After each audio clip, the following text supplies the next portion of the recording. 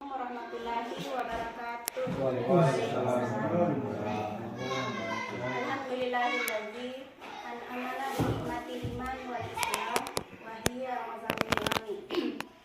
Puji syukur kita panjatkan kehadirat Allah Subhanahu wa taala karena kita masih sempat diberi nikmat kesehatan dan nikmat kesempatan sehingga kita masih sempat datang ke tempat ini guna melaksanakan salah satu tugas kita sebagai seorang pendidik. Dan tak lupa pula kita mengirimkan salam dan salawat atas junjungan Nabi besar Muhammad Sallallahu Alaihi Wasallam sebagai nabi terakhir yang diutus ke permukaan bumi ini sebagai uswatun hasanah. Baiklah, sahabat, terima kasih kepada Bapak Ibu Guru telah meluangkan waktunya untuk bisa berbagi ilmu atau sharing bersama-sama. Baiklah, kami akan memaparkan pemahaman kami di modul 1 yang 4 tentang diseminasi budaya positif. Saya Jusriati dari calon guru penggerak angkatan 11 akan memaparkan budaya positif tersebut.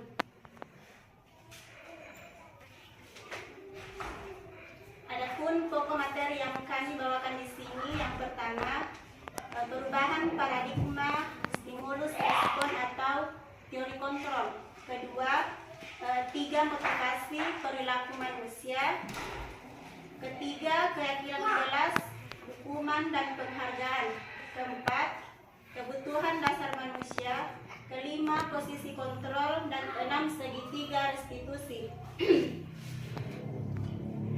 Selanjutnya, perubahan paradigma stimulus respon ke teori kontrol. Bapak Ibu Guru, tentu kita mempunyai paradigma. Paradigma di sini juga dibedakan menjadi 2, yaitu stimulus respon dan teori kontrol. Contohnya di sini stimulus respon. Pertama, kita mencoba mengubah orang agar berpandangan sama dengan kita. Maksudnya di sini kita mengontrol orang lain untuk meyakini keyakinan kita sendiri, atau kita memaksakan kehendak kita kepada orang lain. Teori kontrolnya, kita berusaha memahami pandangan orang lain tentang dunia. Di sini kita meyakini bahwa keyakinan seseorang itu mempunyai ciri-ciri yang berbeda. Kemudian di stimulus respon kedua, perilaku buruk dilihat sebagai suatu kesalahan. Di teori kontrolnya, semua perilaku memiliki tujuan. Stimulus respon berikutnya, orang lain bisa mengontrol saya. Teori kontrolnya, hanya Anda yang bisa mengontrol diri Anda. Saya bisa mengontrol orang lain. Teori kontrolnya, Anda tidak bisa mengontrol orang lain. Kemudian pemaksaan ada pada saat bujukan gagal. Teori kontrolnya, kolaborasi dan konsensus menciptakan pilihan-pilihan baru. Dan terakhir, model belajar berpikir menang kalah. Di teori kontrolnya, model berpikir menang-menang.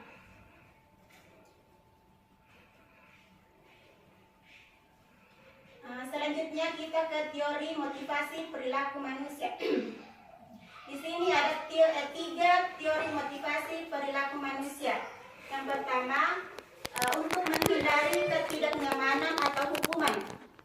Biasanya siswa itu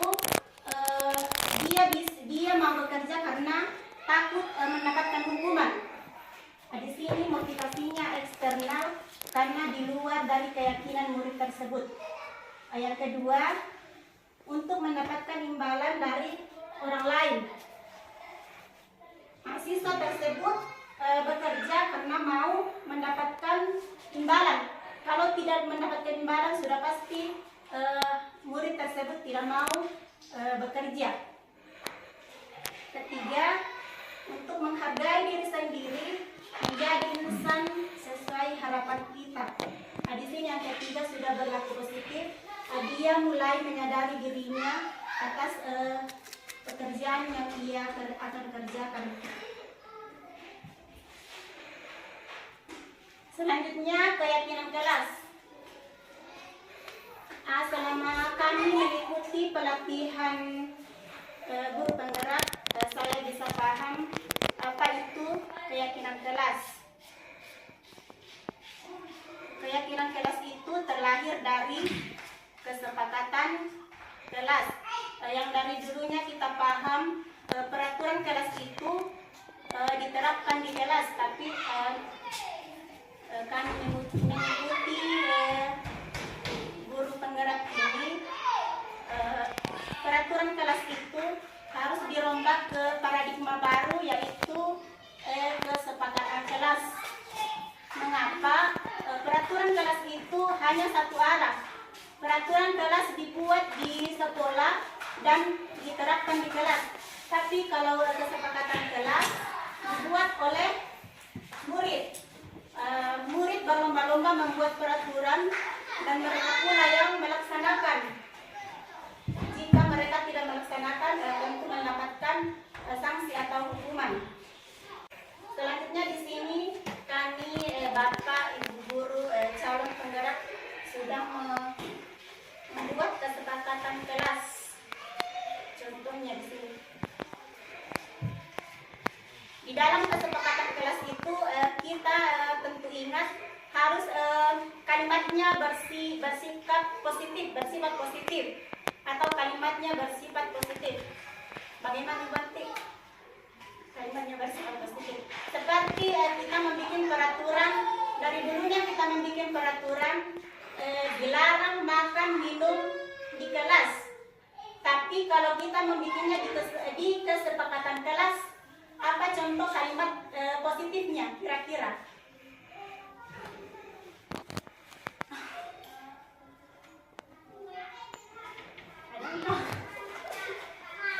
Makan minum di kelas secara teratur. Dilarang makan minum di kelas, kalimat positifnya makan minum saat jam istirahat. Begitu.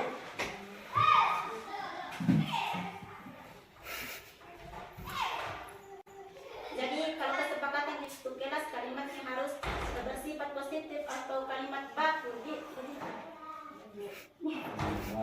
Pintar siswanya. Kemudian kita ke 5 posisi kontrol. Kita sebagai pendidik tentu mempunyai 5 posisi kontrol, terutama dalam membimbing siswa kita yang masuk permasalahan atau masuk ke dalam kasus. Yang pertama di sini sebagai penghukum. Ciri-ciri penghukum: nada suara tinggi, bahasa tubuh mata melotot, dan jari menunjuk-nunjuk atau menghardik. Di sini ada contoh percakapannya. Terlambat lagi, pasti terlambat lagi. Selalu datang terlambat. Kapan bisa datang tepat waktu? Untuk siswanya, kalau kita melakukan posisi kontrol penghukum, akibatnya pada siswa kita kemungkinan murid marah dan mendendam atau bersifat agresif.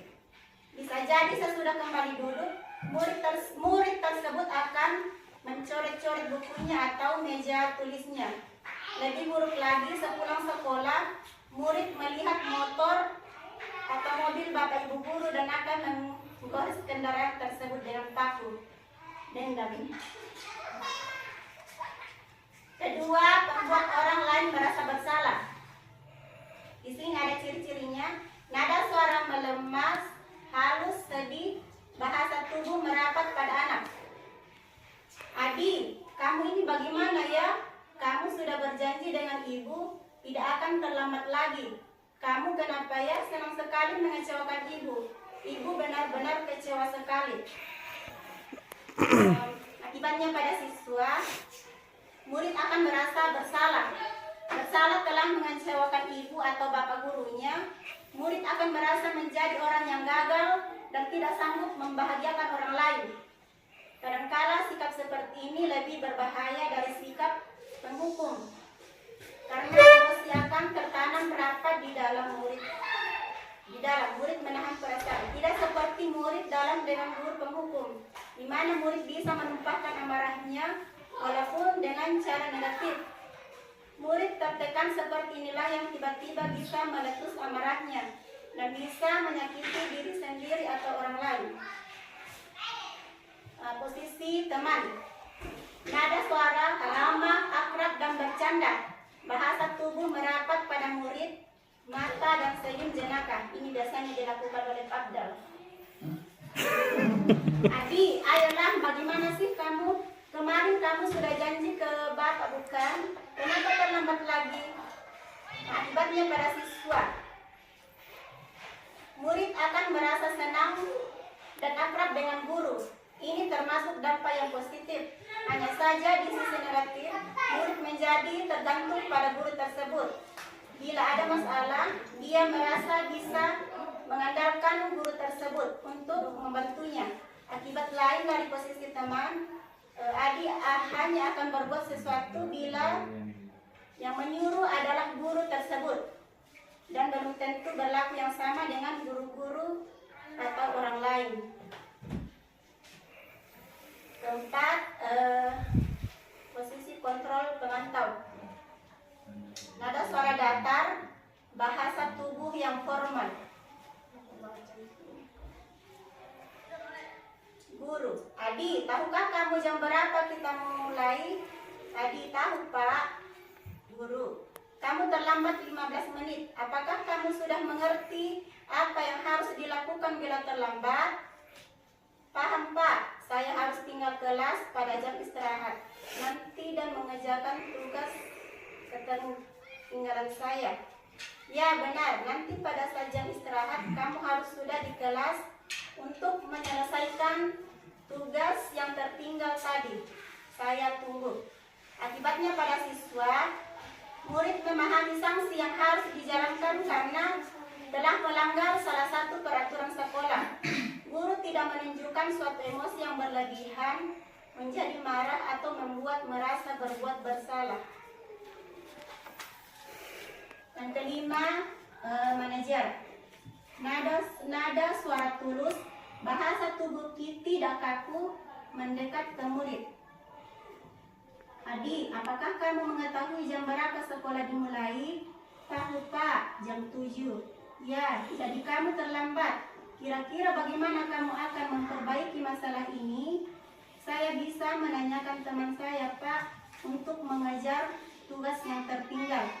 Baik, itu bisa dilakukan. Apakah besok akan ada masalah untuk kamu agar bisa hadir tepat waktu ke sekolah? Tidak Pak, saya bisa hadir tepat waktu. Baik, saya hargai usaha. Kita ke restitusi. Apa itu restitusi? Restitusi itu adalah proses menciptakan kondisi bagi murid untuk memperbaiki kesalahan mereka, sehingga mereka bisa kembali pada kelompok mereka.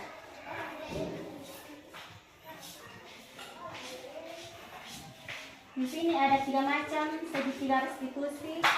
Ada validasi tindakan yang salah, menanyakan keyakinan dan menstabilkan identitas.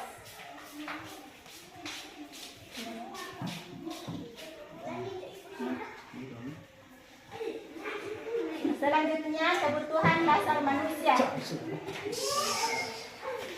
Di sini ada 5 dari kami. Sebenarnya ini masih banyak kekurangan, tapi kami masih dalam tahap belajar. Sekian, Nurul Kalamin wa Mayasturun. Assalamualaikum warahmatullahi wabarakatuh. Waalaikumsalam.